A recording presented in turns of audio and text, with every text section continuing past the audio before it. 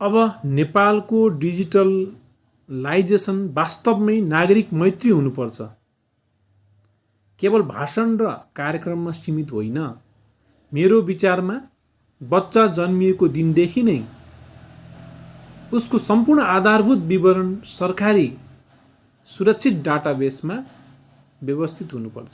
अस्पतालमै जन्म विवरण इन्ट्री हुने, वडा कार्यालयमा एकपटक जन्म दर्ता भएपछि फेरि उही कागजात बोकेर हिँड्नुपर्ने झन्झट अन्त्य हुनुपर्छ। अब जब नागरिक 16 वर्ष पुग्छ, आफ्नो परिचय खुल्ने आवश्यक डकुमेन्ट लिएर जिल्ला प्रशासन कार्यालय जाँदा सहज रूपमा नागरिकता पासपोर्ट लगायत अत्यावश्यक सेवा प्राप्त हुने एकीकृत डिजिटल सिस्टम बन्नुपर्छ। कागज खोज्दै हिँड्ने होइन, सिस्टममै विवरण भेटिने व्यवस्था हुनुपर्छ।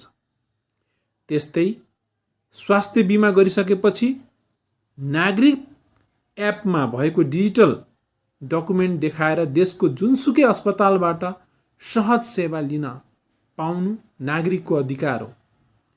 स्वास्थ्य बिमाको सीमा अहिले 1 लाखबाट बढाएर 5 लाखसम्म पुर्याउनु पर्छ। आवश्यकता अनुसार फरक शुल्क तथा प्याकेजको व्यवस्था हुनुपर्छ।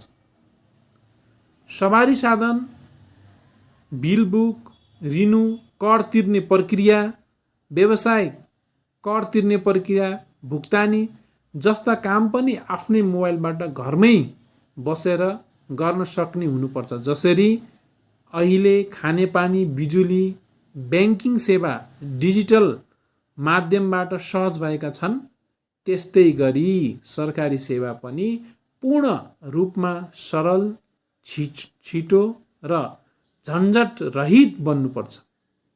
होइन र? डिजिटल नेपाल भनेको केवल एप बनाउनु होइन, नागरिकको समय, पैसा र दुःख बचाउनु पनि हो।